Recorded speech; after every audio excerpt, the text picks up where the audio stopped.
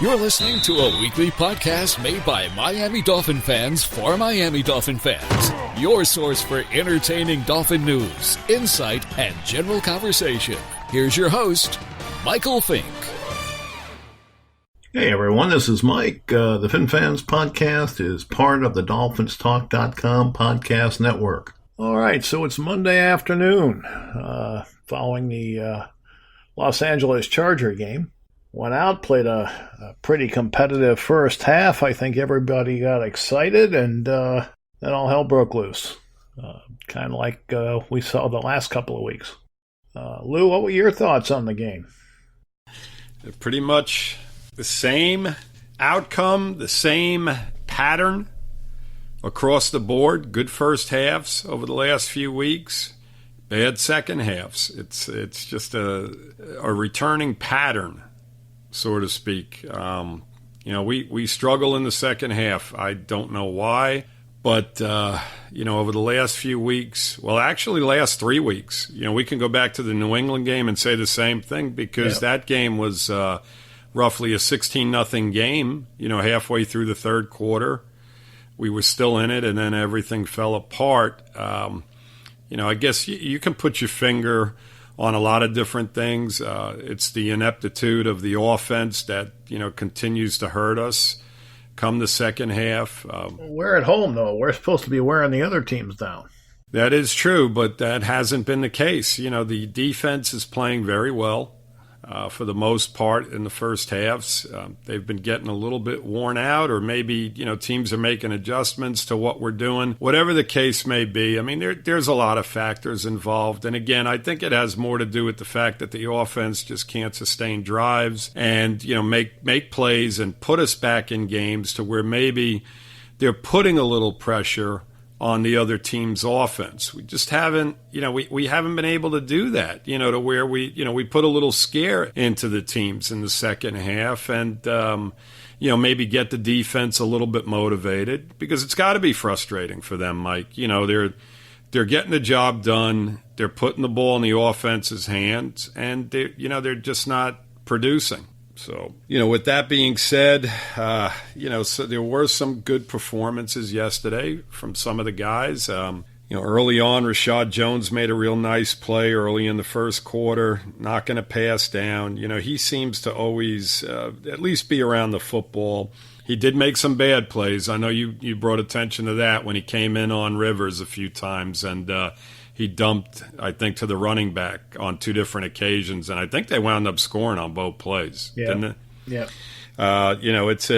It's a decision he made. Either That's drop. tough. I mean, he doesn't know whether to go after the quarterback or go after the guy behind him. But generally speaking, it is tough. I mean, because if he drops back into coverage, then Rivers is just going to keep running, and maybe he doesn't get into the end zone, but it's still going to be productive. There was really nobody out there in either situation. But, I felt Drake played pretty well. He did put the ball on the ground. He averaged about 5 yards a carry behind a completely different offensive line. We had 2 new tackles yesterday who I don't know what their grades were, Mike. I don't even know if they came out yet, if you've been able to view that or have any information in regard to how they graded out. But to me, as you're watching the game, as it's going along, I felt that the offensive line overall had done a pretty good job. They gave Drake a few running lanes yesterday, which was interesting. I can tell you that Isaiah Prince run blocked well. Okay. Webb, not so much? Not so much. I know Webb had a big holding penalty. Jasecki, oh my goodness, it wasn't even his play, was more of a not lining up right at the offensive line, which is ridiculous because I believe Drake had like a 20-yard run that was called back due to that. Yeah. And it's just a matter of where he lined up across the line, which is, he didn't cover up the tackle. And that's really a bad play. Holding, it happens. You're engaged with the guy in front of you. It happens. But when you're not lined up properly and it takes a 20-yard play off the board, that's frustrating. I mean, that bothered me. But as I was saying, Drake, I felt had a really solid game yesterday. He caught the ball well. He ran the ball well. Like we said, he averaged almost 5 yards a carry. And, on the offensive side, I felt he had a pretty solid game. He did put the ball on the ground. Luckily, we recovered it. That's been a problem. 2 fumbles in 2 weeks. Balaj, my goodness.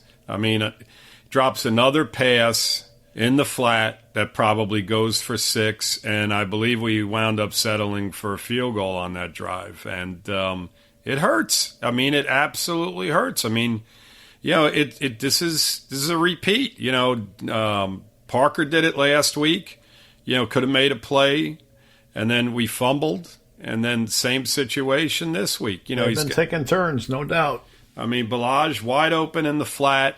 He catches the ball. He probably walks into the end zone, and we throw an incompletion on 3rd down, where I believe that was on the drive where Drake came in on the next play, got open behind the coverage, and Rosen threw a bad pass, which kind of let him out of bounds. He was open behind them. A little bit better pass, and you have 6 points. So, opportunities were there early, and, we failed. And it's something that's, it's got to get better, or else we're going to have the same outcome week in and week out. Well, Parker, was targeted 4 times and had 4 receptions, so a shout out to him. Yes. And Drake 5 times, 3 receptions, and obviously one of them was, out of bounds that he didn't catch. But he made a great. Well, he did catch it. He didn't catch it in bounds, but right.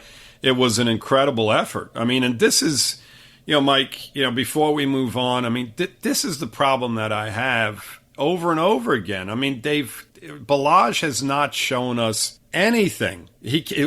All he has shown us is drop passes in those situations. So when you're down by the goal line, why even have him in there? It makes no sense to me.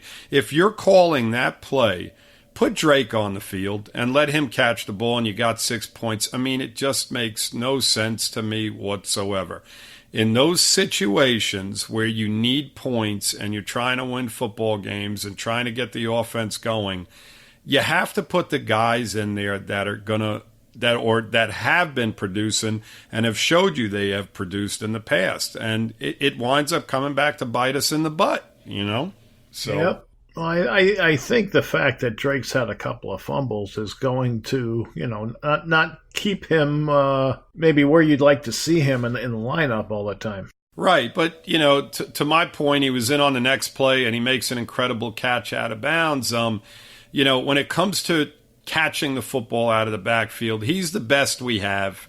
And if that's the play that is called, which I'm sure it was, then you got to have your best guy doing it. It's that simple. It is what it is. It was one mistake among many.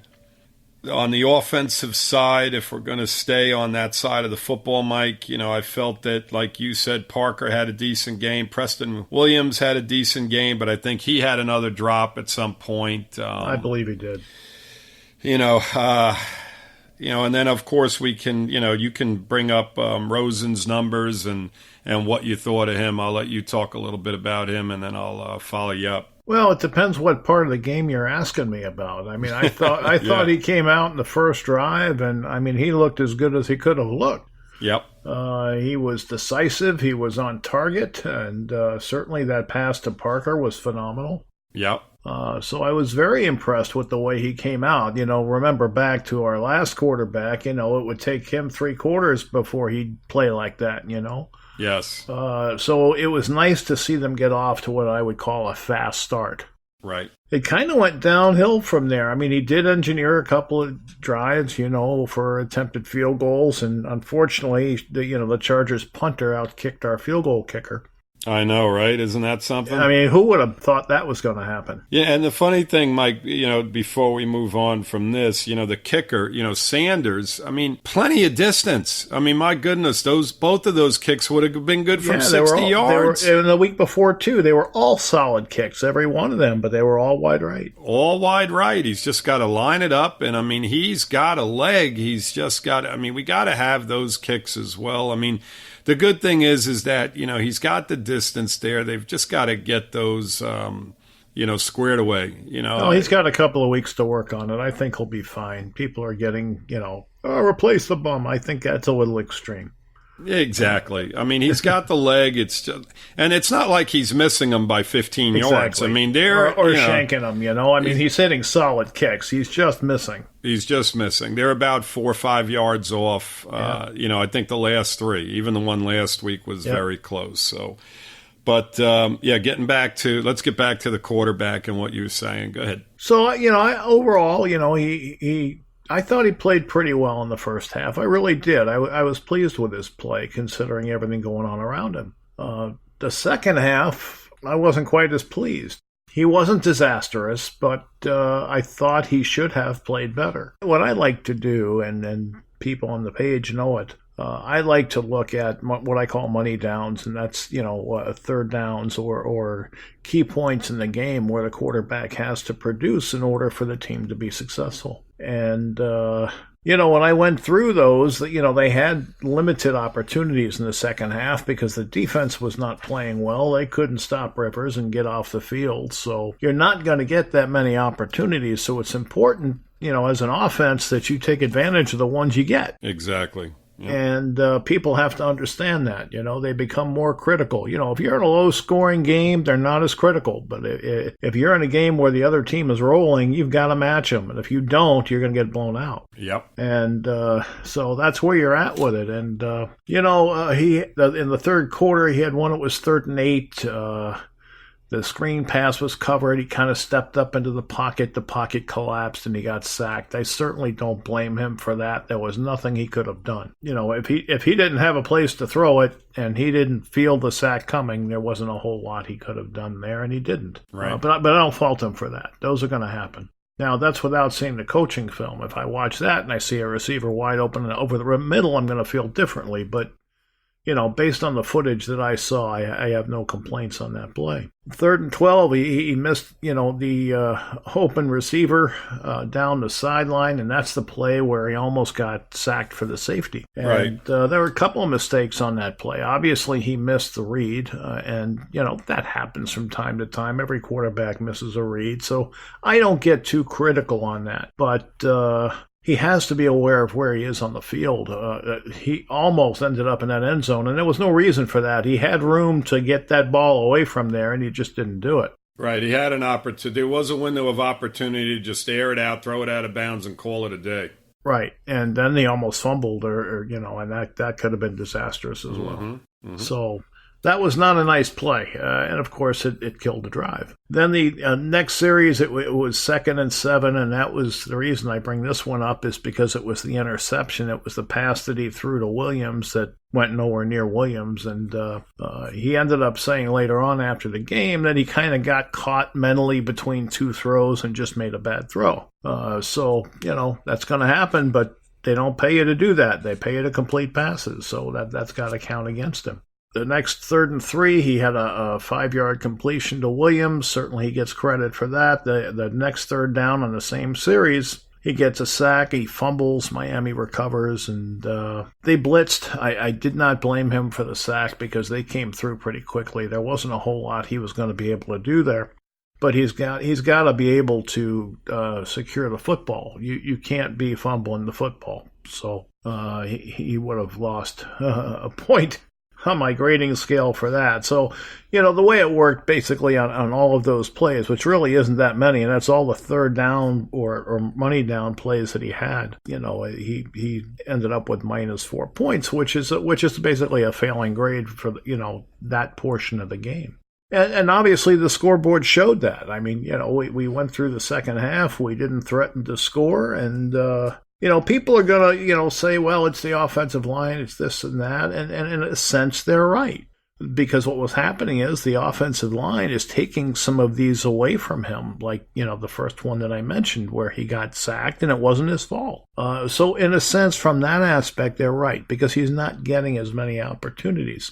But what they have to understand is we are grading him on what he's doing. When the line doesn't produce like they should, it doesn't count against the quarterback unless he screws up.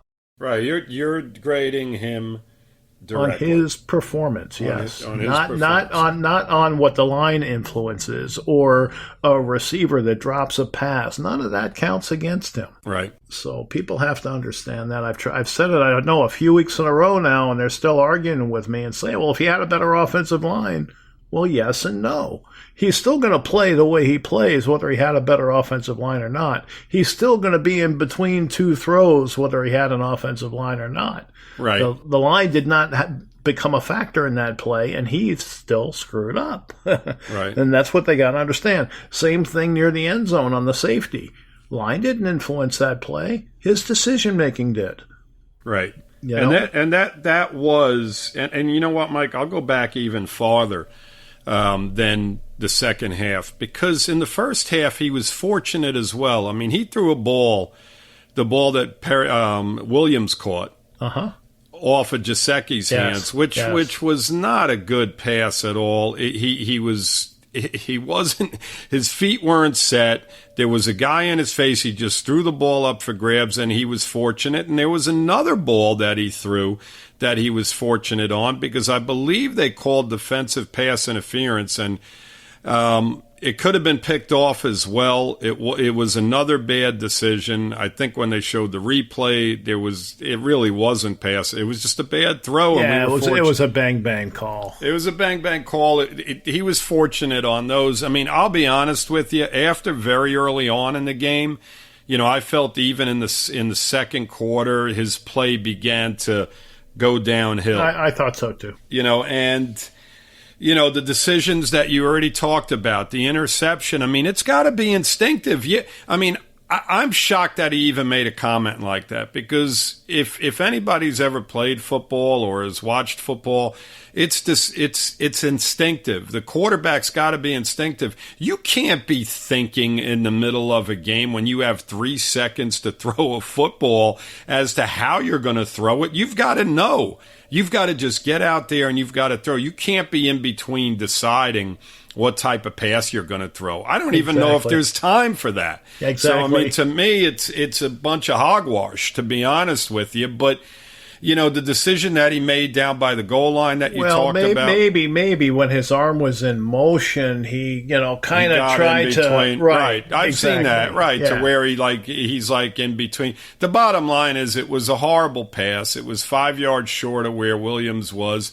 The decision down by the goal line was a horrible decision that could have been 10 times worse, because the ball, like you said, did come loose, and he was fortunate enough to grab it. And I'll tell you what, if they would have reviewed that, it would have been mighty close to being a safety to where we're punting to them. So, this is a learning process for him. Absolutely. Week to week, he's got to get better. And I'll tell you, some of the competition we've been going up against is very good competition. There's no slouches in the NFL. How many mistakes did Rivers make yesterday? Not many. But, we'll get to that in a minute when we talk about the defense. But, the bottom line is that, as you watch him, you see that he is limited. And listen, and I want to give him credit, because he's much better in a lot of ways than what we have had here in regard to instincts, in regard to recognizing blitzes. He gets rid of the ball, whereas the guy that we had here prior just constantly held the ball, and he was like a deer in headlights. When a guy was coming at him, he just ate it, and he'd take a sack. Now, this guy recognizes blitzes. He did it a few times yesterday. Obviously he took some sacks yesterday, but again, that's going to happen. That's going to happen. But he does recognize well. I like his command on the field. He seems to be in control. He understands the game in front of him, but he's a quarterback, Lou. Yes, he has exactly. There you go. He's a quarterback.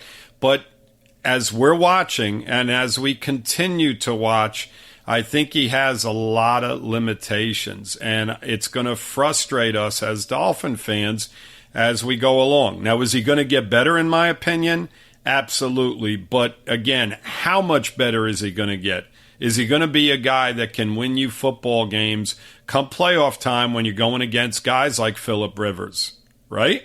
Right. I mean, that's the key to this whole thing. And that's what I'm trying to illustrate to people. You can say, okay, he's not bad, and he's not bad. No, he's better than what we've had. Yes, absolutely. But is he a guy you want to hitch your wagon to? That's really the question. And with the idea that, is he a Super Bowl winning quarterback? Is he a guy that if you're losing in the Super Bowl, you're down by 7 with 2 minutes left, do you want the football in his hands? Yes, exactly. Or the bottom line is this, Mike, is that he's got to. And listen, he's going to answer all our questions. That's right. We've got a lot more. We've got 12 more games. That's right. So by the end of this season, I think that everybody that's watching these football games, we're going to, hopefully our opinion on him changes, because I don't want people out there to think that we're bashing the guy. We're being realistic about what we are seeing on the field. Are you excited about the touchdown pass? Well, yes. I mean, Devontae Parker was 10 yards behind the defender, and he hit him in perfect stride. He hit him in perfect stride. It's a great play on both ends there. There's no question about it. But where did he go from there? What did he bring to the table over the course of the rest of the game? A lot of mistakes and not a lot of positives. So you can't look at a football game as a whole. There's 4 quarters, and look at 3 or 4 plays over the course of the game and said, wow, he did a great job on those 3 or 4 plays. No, you've got to consistently make good plays. And what we need to see from him over these next 12 weeks is more consistency and more of the better things than the bad things. And right now we're seeing more of the bad things. They're outweighing the good things that we're seeing from him, if you can understand what I'm saying as you watch it. So, well, I will say this, on third down efficiency, we were 5 for 10. Which is great. Which is much better than we've been doing. Absolutely. Exactly. We were last in the league, I think, over the last some odd years. One of the worst teams. Yep. So if he keeps that up and can convert some of those in the second half, I think we'll be much happier. Right. And to my point, Mike, he's, like I said earlier, he's better than what we have had in areas. There's no question about it. But, he's got it. There's 4 quarters in a football game. And, you can't win games by throwing a couple good passes. How many games do you watch where it goes down to the last possession or the last 2 possessions and you've got to produce? Yes. That's the NFL. That's what the league is. Now, right now, our team is not good enough to be in that conversation. But the point is, you want that quarterback. You want to be comfortable that quarterback is not going to misthrow in that situation. He's not going to lose awareness of where he is if he happens to be near the end line. You need a quarterback that's going to be within the moment and be able to function, at a high level.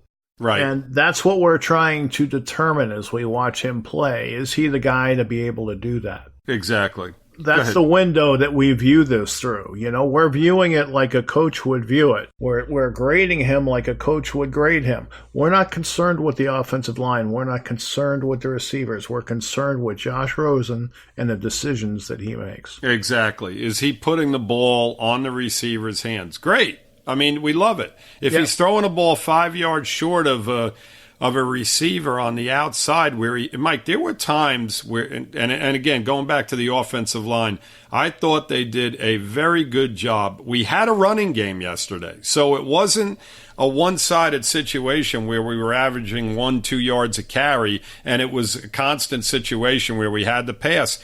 We did a pretty good job of running the football yesterday. I mean, again, when your lead runner averages almost 5 yards a carry, that's a positive. He had time to throw at times. Again, as you look at the game as a whole and how many times he got sacked and how many times he got pressured, well, yes, late in the game when they're in passing situations, gets tougher. That affects the statistics. But as you watch the game, and you watch it develop, is he countering? I know you said that San Diego came out and had a long drive and they scored. Yes, they did. But it's up to our guy to come back and make plays and get us back into a situation where they're not getting the ball right back, not throwing interceptions, not almost fumbling the ball down by the goal line or taking a safety. You have to make plays, and it just didn't happen yesterday. Now, again, there's a long season ahead of us.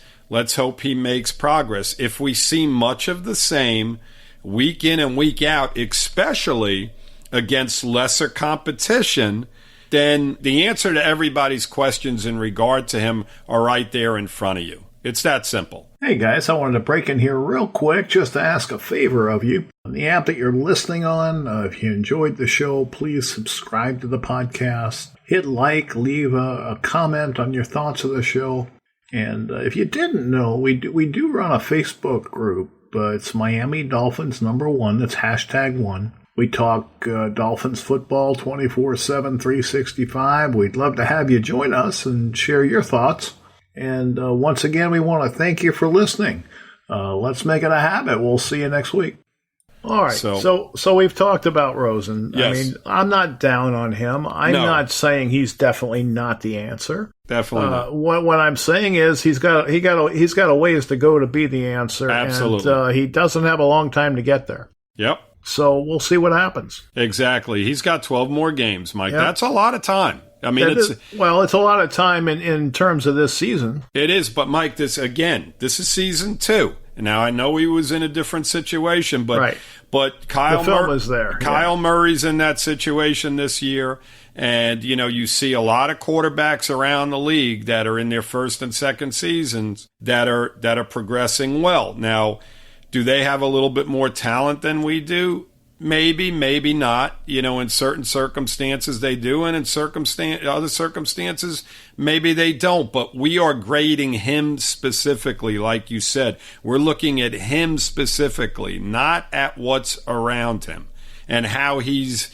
I think we've beat that point home. I just hope people get it. Yeah, well, let's move on from it because if they didn't get it by now, they're not going to get it. Then they're not going to get it. It's that simple. So, yeah. So let's talk some defense. Yesterday, on the defensive side, here's a couple of players that played really well. Christian Wilkins. Yes. Raekwon McMillan. Yes. Taco Charlton. Yeah. Wow. Yeah, he had probably the best game of all of them. Yeah. Who would have thought that we'd be mentioning his name? Right? I mean, he came in and he's playing, and he got a lot of playing time yesterday. He had our only sack, and that was a nice sack. Blew right past the tackle. What impressed me about him was how many times he followed plays, and on the opposite side of the field, he was taking guys down from behind. Yep. I mean, they would just hustle plays. And I want to say I saw at least 3 of those to where he grabbed a guy from behind and made plays on 3 different occasions, and the sack as well. So, I mean, that's a positive. I wasn't overly thrilled with him. I mean, I made it perfectly clear on one of the earlier podcasts that, he got released for a reason, so on and so forth. But you know what? Maybe we have a decent player there that we were fortunate enough to grab, and maybe going forward, he's going to be a guy that is part of this team because he played extremely well yesterday. It's like you said, he hustled, and that's something he's been, critiqued for. Yes. So we'll see. Maybe he got the message. Maybe he turns into a player. Who knows? Yes. He had his motor rolling yesterday. There's no question about that. And now, go ahead. Our secondary was not good yesterday, and some of that, of course, has got to be attributed to the lack of pass rush. Oh, without a doubt. There is no pass rush, Mike. No, aside from the one sack you mentioned, there really isn't. Yeah. They've got to fix that, obviously, and until then, these scores are going to be, lopsided because the offense is not going to keep up. Exactly. How many, Mike, you have the stat there. How many times did they hit Rivers yesterday? Was it 3 times, you said? How many times was he? Yes, it was 3. 3 times out of 30 passes. That's not that's not a good percentage at all. I mean, that's a horrible percentage, and it's got to get better. With Tyrod Taylor threw a pass as well, so they threw 31 passes, and they hit the quarterback three times. And it's not only the fact that you're hitting him; it's pressures. And to get pressure on a quarterback, you don't necessarily have to hit him, but you have to make him adjust his throws. You have to make him run away from pressure and throw on the run, that type of thing. And he was hurried 6 times. Yeah. It's just non-existent. The other situation, Mike, is, we had, McCain was out yesterday, and he started, the first few games of the year, and Wiltz was out as well. So they had 2 guys out that have been playing a big part in the secondary yesterday. So that had to hurt. Now Rashad Jones did come back, but again, you're missing two guys that have been on the field quite a bit.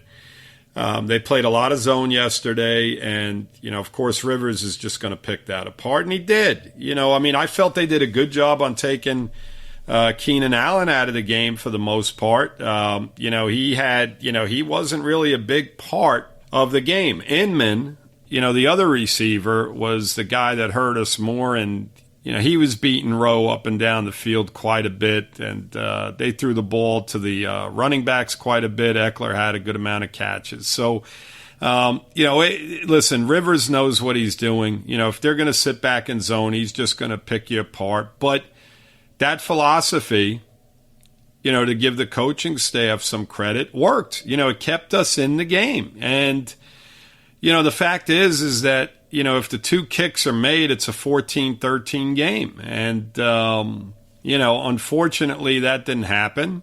And, it is what it is. I mean, I think, what were we down at half, Mike? Do you remember what the score was at half yesterday? Because I really don't. What was it? It was 17 to 10. 17 to 10. 17 to 10, and that was with 2 missed field goals. So we go into the half with a 17-16 game, if the 2 kicks are made. And, you feel a lot better again. Yeah, and we're getting the ball in the second half, so the guys have got to be, feeling it. So exactly. And, just the fact, even 17 to 10 going into the half is not a bad situation. But again, the second half, 13 points, giving up a big goose egg on the scoreboard. This is like the complete opposite as to what we did over the last few years. It always seemed like we would go into the half with 3 points or 7 points, and then in the second half we would tend to score more. This is like the complete opposite this year, as to where in the second halves, the last 3 weeks, I mean, it's a pattern to where we just go in the tank. And I mean, we're not getting a lot of garbage time scores is the difference. We're not getting, there you go. You're absolutely right. We're not getting the garbage time scores, but they've got to play. And this is on Rosen as well. And the last 2 weeks, Mike, I don't want this to be a pattern where he seems to come out with a lot of energy, and I mentioned the word lazy, and that's not the right word, but he doesn't have the same tenacity as the game progresses. He's got to understand that you're busting hump for 4 quarters.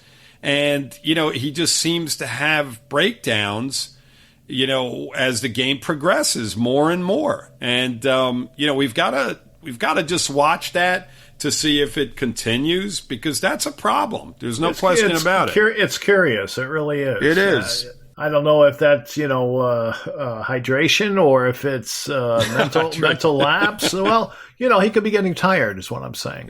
I don't know. I mean, he shouldn't be. As an NFL athlete, I mean, there's no excuse for not having the, being physically able to do whatever they need to do for 4 quarters, Mike. That should never be the case. But I don't know if it's a mental thing to where he just gets too lackadaisical or zones out or doesn't have the same concentration as the game progresses. I don't know what the answer is, but I don't think he engineered too many come from behind wins in Arizona. No. So we'll have to see what happens. Right.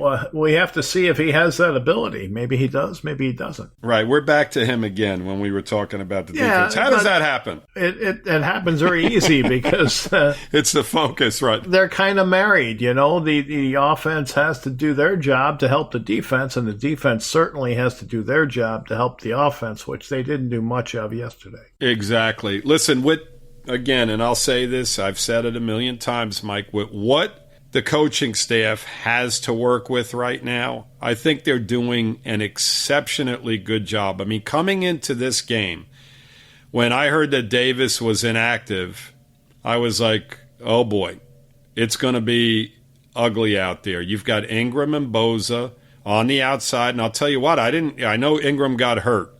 But Bosa, you didn't hear his name over and over again, and this is and you didn't see like just a domination of our offensive line. Think about when Tunsil went out against Cincinnati last year. Yes. What did that look like? And James, I think they both went out in that game, and the game just completely changed. I mean, it just affected the game incredibly. Now, we're not seeing that kind of collapse. Exactly. Now, we had 2 tackles in yesterday that had not started yet this season. And the bottom line is that they did a decent enough job yesterday. It wasn't a complete domination where, oh my God, every time Rosen dropped back to pass, he was getting annihilated on every. No, he had opportunities to make plays, and they didn't get it done. And that falls on him. It reflects back to the defense because, again, they're out there busting hump. They're playing against some really, really good players. I think Rivers is one of the best quarterbacks in football. I really do. I mean, his tenacity. And Rosen should look at him. And did you see him going off during the course of that game yesterday? Yeah. It was hysterical. He's just blasting the referee. He has just got so much fire in him, and he is 36. Okay. For the record, yes. Rosen was hit 3 times and hurried 7. Right. See, that's it, and that's basically comparable to what Rivers dealt with, correct? Yes, it was. Rivers got hit 3 times and was rushed, 6 or 7? I think 6. 6 times. Yeah. And Rosen was sacked how many times, Mike? Well, he was sacked a few. He was actually sacked quite a bit. 4 or 5 times. Yeah, well, some of them were on him. There were a couple of sacks that he took yesterday that it reminded me of our number 17, to where he had a window to throw the ball. Even the commentator, I don't remember who it was yesterday. They were actually very good. Said, he had a window to throw that ball away. He needed to throw it away. He didn't need to take a sack there. And I think he did that on at least 2 of the sacks. Yeah. To where I would put him on him to where he had a window to get rid of it, get the ball out of there, do not take the sack, and he did. And again, it sounds like we're really blasting the kid, but it is what it is. We're just reading what we're reading, and, exactly, and trying to explain it. It is what it is. And getting back to my point, I felt that the offensive line was put in a position. The coaching staff put them in mass protection a lot of times, so they were getting help. But as a group, I felt they did a very good job under the circumstances. The coaches understand the situation. They're putting him in the best possible situation to succeed, and that's smart football. And it's something that we haven't necessarily seen from our coaching staff over the last few weeks. I always felt that they could have done things differently. Like early in the game, Mike, and I think they got away from this. As I'm talking about the coaching and praising them, I think that as the game progresses, they made a few mistakes. If you remember early in the game, they were dumping the ball to Drake in the flat. They set up a fantastic screenplay. And as the game progressed, it seemed like they tended to get away from that for whatever reason. And I don't know why. Or maybe Walton was used in those situations. But Drake's statistics early, as far as catching the football, let me look at them real quick and I'll tell you. So he had 3 catches for 29 yards. Now, he had 2 of those very, very early in the game. And then it was just like non-existent from there. Again, we can go back to the pass he threw to Balaj in the flat, which he dropped. So that was another ball in the flat. They did throw to Walton a few times. So to me, I felt that they probably could have stuck to that game plan a little bit more, trying to get the ball into the flat. Maybe they did, and maybe things just didn't develop. But, the coaching staff overall is putting both our defense under the circumstances and our offense under the circumstances in situations to where we're competing, at least for a while. And, I think they're doing a great job. I don't know. What's your opinion on them right now? Well, I heard people complaining that they didn't make any adjustments in the second half. I always want to ask those people, well, what adjustments would you have made? Right. Because there's only so many you can make. You can tweak the scheme a little bit. Right. You can change your coverage patterns, man to zone or zone to man, that type of thing. Right. But how much can you actually do at halftime of a game? So, when the score is 17-10, you're not going to be inclined to change too much. What you're thinking as a coach is, okay, we got to play better, blah, blah, blah, blah, blah. We're not overly concerned at that point. Exactly. Because the game is close. Yes. It's a one-score game. We're getting the ball. So they're not thinking that they're getting destroyed in any area because they weren't. So there's not a lot to change is my point. And that's 3 weeks in a row, Mike, to your point. I mean, that's a great point. If you go into the half, and I know the New England game was 16-0, but there were a few circumstances in that game that kind of changed that around. In the first half as well, but I felt that they played pretty decent defense overall, considering the offense wasn't doing much in that game. So how many adjustments are you going to make? And even if you do make adjustments, do you not think that Phillip Rivers and Tom Brady and Dak Prescott are going to be able to make those adjustments as well? I mean, I felt they did a decent job on Prescott as well last week, against Dallas's passing game. Now, Xavier got beat man-to-man last week. There's nothing you can do about that, but we're talking about the coaching staff and the position that they put us in. I mean, they put us in a position to where for a half they competed. You went into the second half of that game, and it was, what was it? We really should have been leading at half. So why would you make adjustments at halftime when you're in a football game? It's up to the players to make plays, and it's up to our quarterback to make plays and our receivers to catch passes and our running backs not to fumble footballs and to catch passes as well. And then maybe you have a little bit more of a competitive game. When your offense is constantly giving the ball back to very good offenses. I mean, you're talking about San Diego, Dallas, and New England.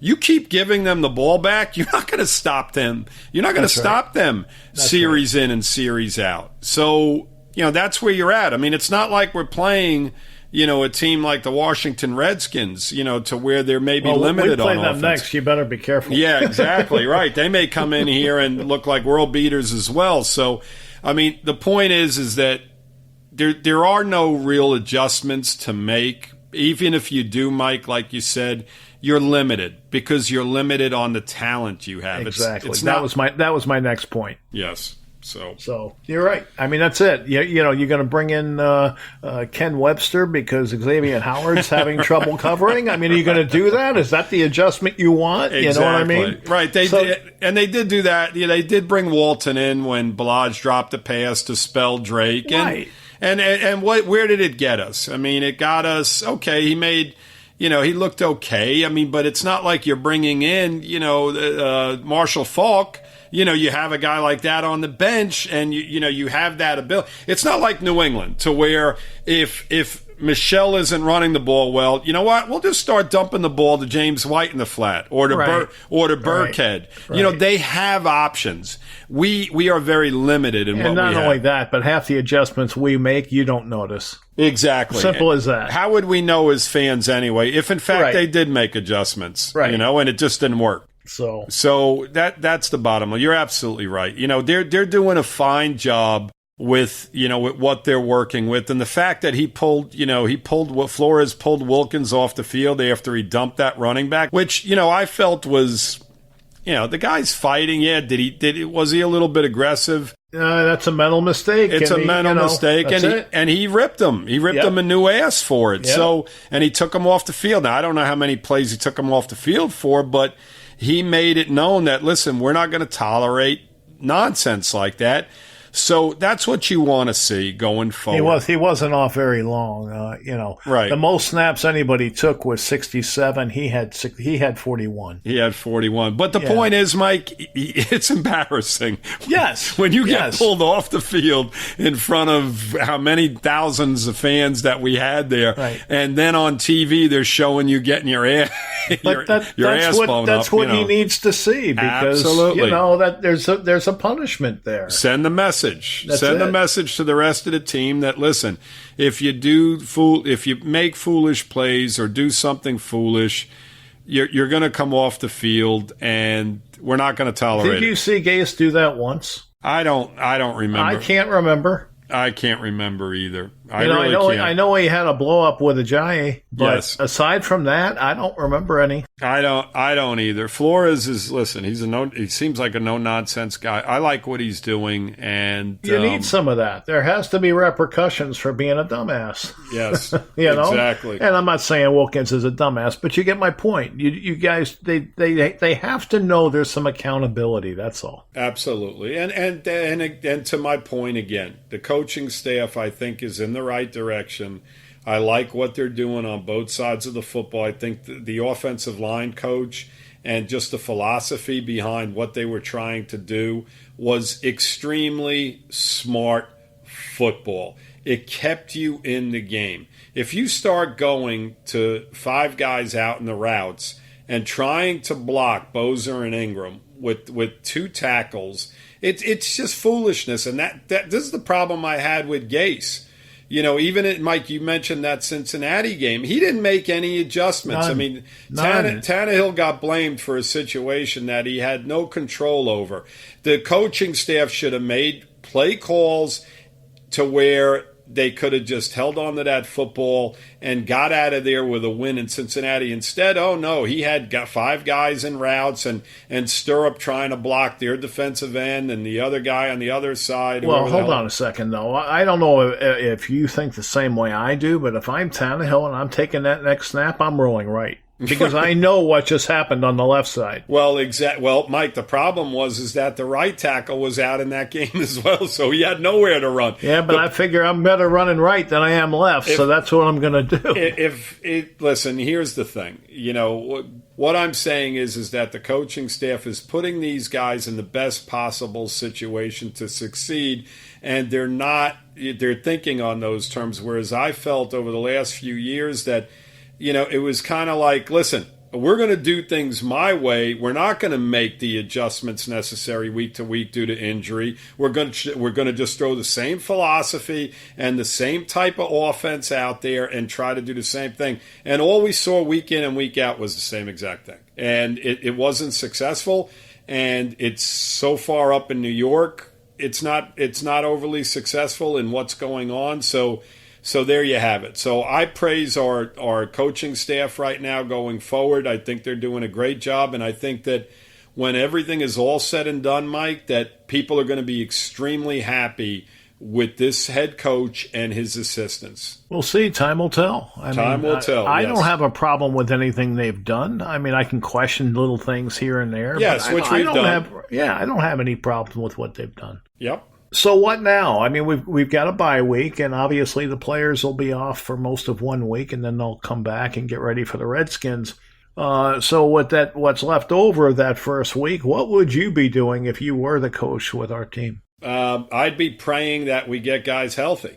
on both sides of the football. Number one, the fact that Davis is out and Isadora's out. If we obviously those guys will get rest. Right. If these guys come back healthy, and then of course I mentioned McCain and Wiltz.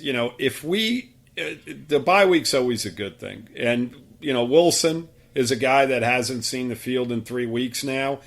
He should be ready to go. And they miss him. They do miss him because, as good as Grant is, Wilson showed us in the short amount of time that we saw him last year that he's a guy that can make big plays, and they will throw plays his way. And if you put both him and Grant in the slot on two separate sides, it creates issues. I mean, if you put a guy on Wilson one-on-one, a safety or a linebacker, or even a nickel or a dime guy, Wilson's going to win a lot of those battles. So, if we get healthy, that's the first thing. The second thing is that Rosen, they have to sit down with him and they have to show him what he's doing wrong, and hopefully he's a little bit more prepared 2 weeks from now, because Washington is not close to any of the teams that we have played. So when they come back, Mike, we should be very, very competitive in this football game. I mean, we can possibly, in my opinion, with what I have seen of the Redskins, we could possibly win this football game if we play a good football game and if we're healthy. And I'm not going to 4 quarters. I'm not right. 4 quarters would be great. And I'm not going to say that a lot this year as the season progresses, as you look at our schedule. But this is one of the games on our schedule that is very winnable. So, it's a matter of getting guys healthy and getting Rosen on the right page with everybody and showing him what he's doing wrong. He's got 2 weeks to prepare. He's got game film from what he's doing right and what he's doing wrong. And I think that's the way you approach it. There's really not a lot more. I mean, nothing's going to change, Mike, other than the fact that we're going to get a little bit healthier. So. Well, and I think you can take some of the plays that you've been running and maybe develop some things off of the looks that you've given, to kind of throw off the defenses a little bit. Yes. But yeah, aside from that, there's not really a lot you can do. Aside from maybe some drills to reinforce some fundamentals. Yep. It's always interesting to see what they do. If it gets back to us, because it doesn't always. Sometimes they keep that stuff in house. Exactly. That's about all I've got for the game. I mean, you hate to see them lose again in the fashion that they lost, a 20-point loss. But I feel like they're making progress, slow and steady. Yes. At least we're not seeing what we saw in week 1, Mike. Yeah, if we did, then it would have been hard, very hard to deal with. Very hard. I'm not any more happy with a 20-point loss than I was with that game, so don't misunderstand what I'm saying. No, me neither. Right. I understand what you're saying. Yeah. So anyway, it is what it is. So anything you wanted to add before we go? I think we're good. I'm going to miss them this week. When are we coming back, Mike? Just so everybody knows. We're going to be back Wednesday, and then we're going to take next Monday off. And we'll probably be back next Wednesday with a look ahead to the Redskins. Oh, the following. So we're coming on Wednesday, and then a week from the following Wednesday. And correct. Okay, good deal. Sounds good to me. All righty. Fins up. Fins up, Dolphins. All right, so that's our show for this week. I just want to remind everyone that the Finfans podcast is part of the DolphinsTalk.com podcast network.